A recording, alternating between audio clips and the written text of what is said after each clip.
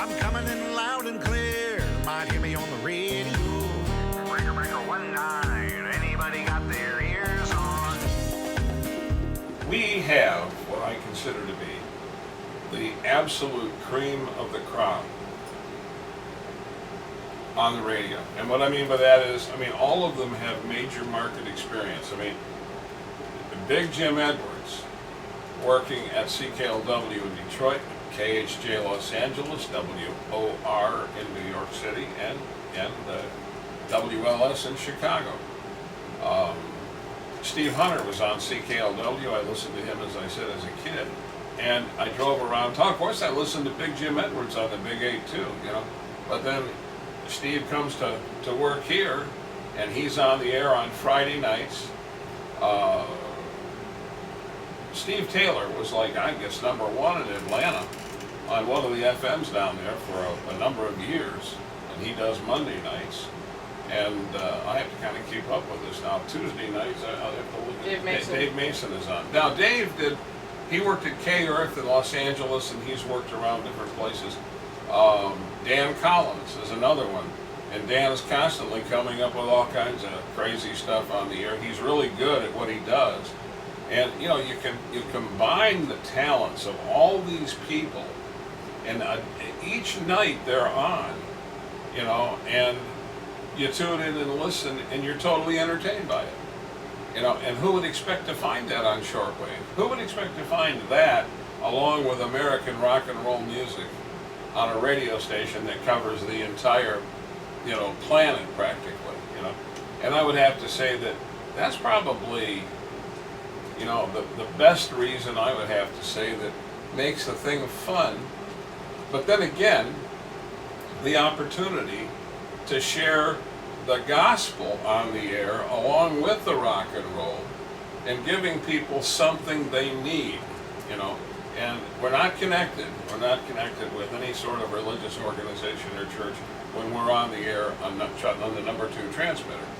And that, I think, is something that makes it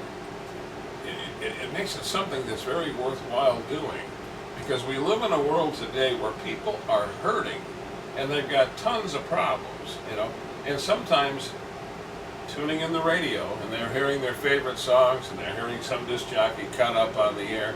That's all they need to put them in a better mood. And I think if we can do that, we've done something. And the music we play is all upbeat, feel good, tap your toe. That's music. what people need. Yeah. Yeah. I think you forgot Jeff Lawrence. Oh yeah, listen, this guy is absolutely incredible. I was doing 6 nights a week on this station, and I get this email from a guy, and he said, would you consider having somebody help you by doing maybe some voice talent or voice work? And I thought, boy, that would be really nice, But then on the other hand, I was dreading it, because I had gotten some stuff like that before, and it was kind of like, you're listening to WTWW, and I thought, am I going to get? Oh, but this, he sends me this file, and there's this laser shot or something at the beginning, and it was obviously a production piece from a library I couldn't afford. It was really top flight stuff. And then this voice comes out. Miles of wires and thousands of volts. Well, it was like this heavy, deep voice that made, Lyle Dean at WLS sound like a soprano. Okay? And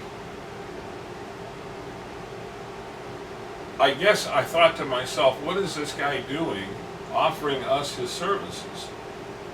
And then the next thing you know, he's doing all of our sweepers, all of our jingles, and he's doing Saturday nights on the station. But you had a dream, you had a vision. That is weird. I did. I had a dream, and this is a real.